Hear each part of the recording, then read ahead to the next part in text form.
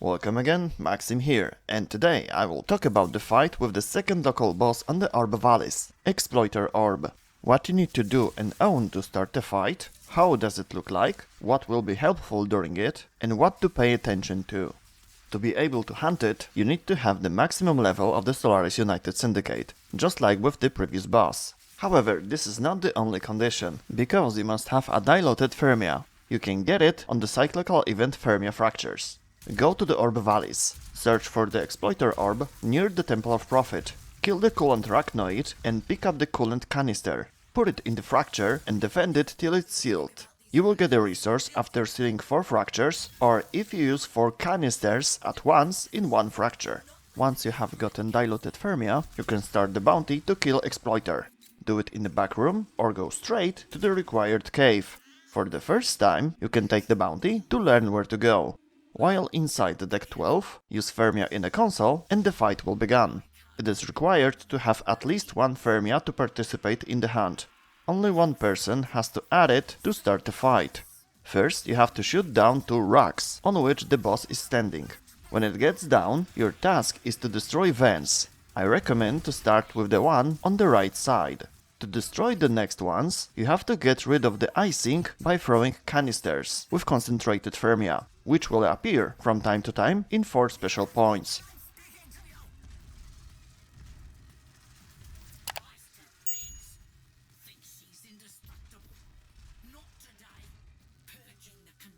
You throw them with an alternative shot button. After removing ice from 2 more vents and destroying them, Orb will run upstairs. Here, depending on how the script works, because there is a small bug with the boss AI, Orb will try to escape and set itself on starting position or stay still near the ceiling.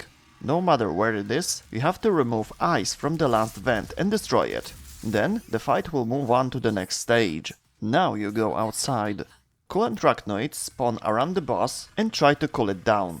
Those that are killed before they do, drop a canister with coolant, which can be filled with concentrated Thermia in fractures appearing around the boss. Throw containers at Exploiter to increase its temperature.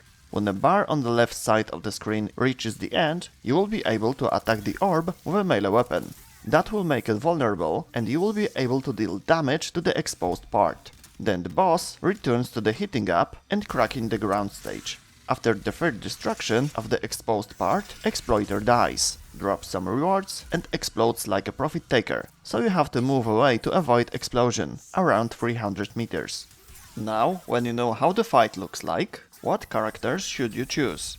It depends on your playstyle. When you distribute tasks properly, you do not need any specific kind of Warframe here, only appropriate builds to make you less fragile. However, there are some that can make the fight easier. First of all, a buff or a support will be useful. Wisp does great here. Slow Nova is a nice option that gives you more time to react to approaching arachnoids. Gara with a wall of glass is able to block their way to the Exploiter Orb. Except those frames, you can choose something that kills enemies quickly in some area. Besides, you can take anything you like, but regardless of your choice, you have to be prepared for a large amount of damage pointed in your direction. Okay. Let's move on to how to improve the whole mission. Stage inside deck 12. After destroying the first vent, try to aim and throw the canister between 2 vents on the back of the orb. A well-made throw will partially defrost both fans at once, so it is enough to throw 2 canisters to defrost the next vents required to progress. However, do not defrost totally the third one, because when almost all of them are destroyed, the last one will freeze again.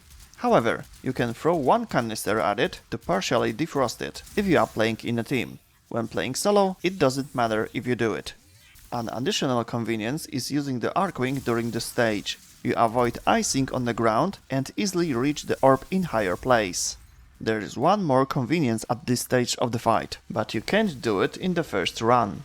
If you are going to fight the Exploiter several times without leaving Orb Valleys, you can return to deck 12 carrying Thermia containers from the previous fight. Thanks to this, you don't have to wait for them to appear and are able to defrost vents way faster. 2 containers are enough, and you will significantly speed up the fight. Speaking of containers, when leaving deck 12, you can take some with you as well, to quickly perform the first warm-up at the start. In addition, it is important to remember to try not to let cooling arachnoids to get closer to her. One person could guard the area from arcing to make sure that it will not happen. A mecha can come in handy in this role.